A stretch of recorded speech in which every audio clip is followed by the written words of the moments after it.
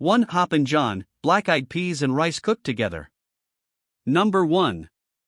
Hoppin' John. And yes, most people have heard the name, but very few people outside of the culture have eaten the real version, not the dressed-up restaurant version, not the side dish version, but the one-pot survival version that was a complete meal in itself. Black-eyed peas and rice cooked together in the same pot from the beginning, with a ham hock or a piece of salt pork dropped in at the start and left to simmer for hours until the peas were completely tender and the pot liquor had reduced into a thick, smoky, deeply flavored broth that coated every single grain of rice and every single pea. The ham hock gave up everything it had into that pot: collagen, fat, smoke, salt, pure flavor. And what it left behind transformed the water into something that tasted like it had been cooking for days. This was New Year's Day food. This was the end of the month food. This was the meal you made when you needed one pot to feed the whole family and you needed it to be enough. Eaten with a piece of cornbread and some hot sauce, Hoppin' John is a complete, balanced, deeply nourishing meal that cost almost nothing and delivered everything. 2. Burgoo. Number 2. Burgoo. And this one is less known than it deserves to be, which is exactly why it belongs on this list. Burgoo is a thick, long-cooked stew that originated in Kentucky and spread through the black communities of the Upper South, and it is defined by one principle above all others: you put in whatever you have. Whatever meat was available went into the pot. Squirrel, rabbit, chicken, pork bones, whatever could be hunted or afforded or found. Whatever vegetables were in the garden or left in the root cellar went in alongside the corn, potatoes, lima beans, tomatoes, okra, onions, whatever was there. You filled the pot with water, you seasoned it, and you let it cook for hours and hours over low heat until everything broke down completely, until the meat fell off the bones, until the vegetables dissolved into the broth, until the whole thing thickened into something that was halfway between a stew and a porridge.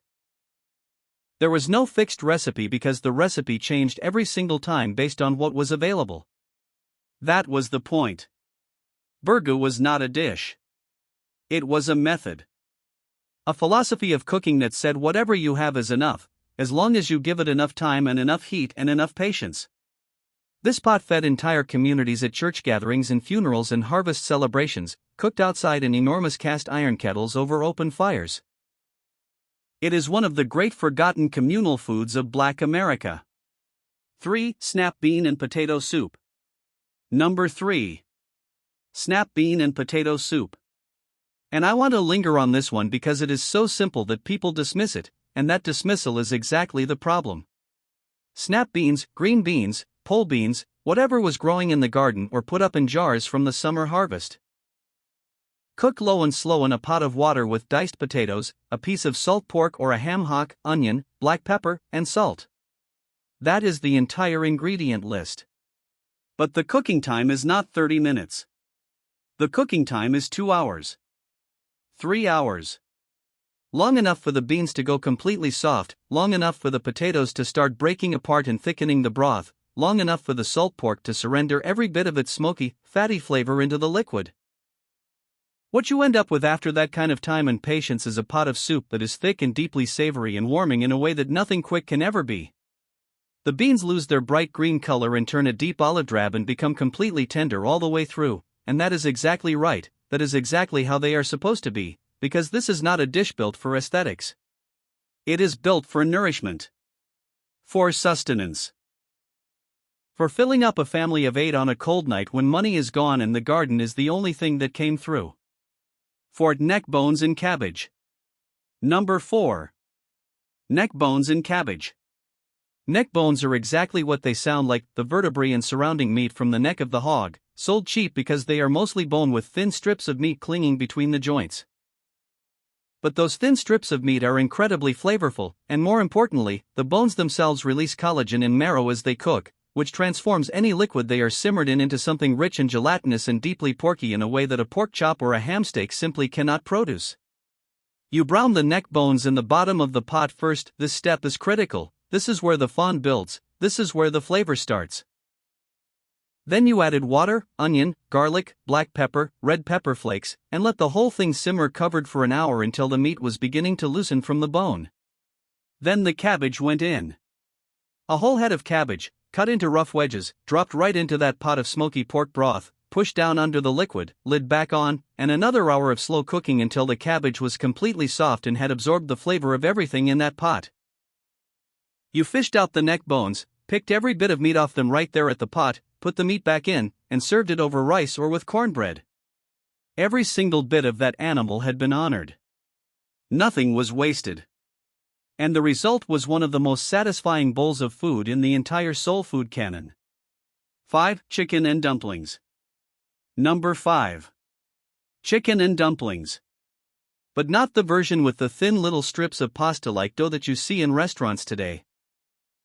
The original, authentic, black southern version with drop dumplings, thick, dense, pillowy spoonfuls of dough dropped by hand directly into a simmering pot of chicken broth and cooked there until they puffed up and became soft all the way through, almost like doughy clouds floating in rich broth. You started with a whole chicken because a whole chicken fed more people and gave you more flavor than any individual part.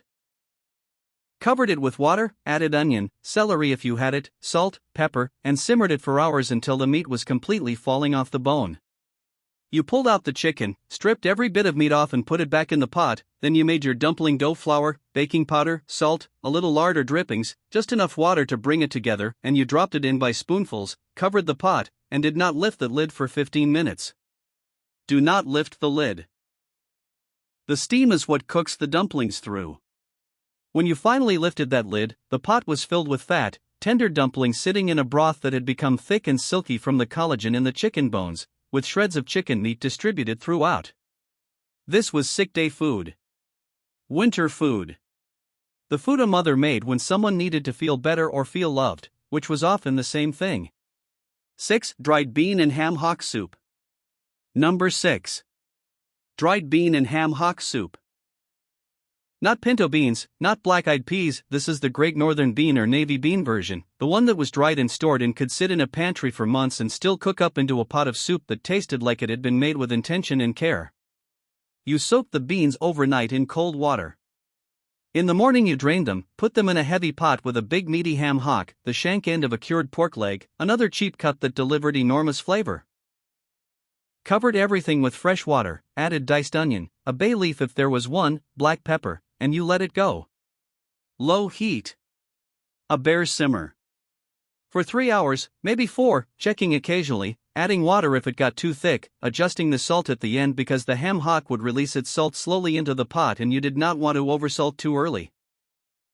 What you ended up with was a pot of beans so tender they crushed between your tongue and the roof of your mouth, swimming in a broth that was smoky and slightly sweet from the pork and thick with the starch that had cooked out of the beans themselves.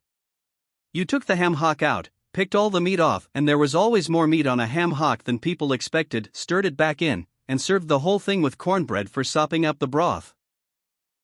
This meal appeared on black family tables from Monday through Sunday, in good months and in very hard months, and it never got old because it was simply that good. 7. Chitterling stew. Number 7. Chitterling stew. And this one demands respect before anything else, because chitlins, the small intestines of the hog, represent one of the most direct expressions of the philosophy that runs through this entire list. You take what you are given. You take the part of the animal that nobody else wanted, the part that was handed to enslaved people because it was considered worthless, and you figure out how to make it into something. And the people who figured it out did so with a level of culinary skill and patience that is almost incomprehensible. Cleaning chitlins is a multi-hour process. Cooking them low and slow until they are tender takes most of a day. But when they were finally done, simmered in a pot with onion, garlic, apple cider vinegar, red pepper, bay leaf, and seasoning until they were completely tender and the broth had developed a deep, rich, complex flavor, they were eaten with hot sauce and raw onion and white bread or cornbread, and they were a celebration. Chitlin season, late fall through winter, when hogs were slaughtered, was a communal event. People gathered. Music played. The smell that permeated the entire neighborhood was polarizing, yes, but to the people in that kitchen, it was the smell of a tradition being honored, of an animal being fully respected, of a community coming together around a pot that represented survival and identity and pride all at once. 8. Oxtail stew.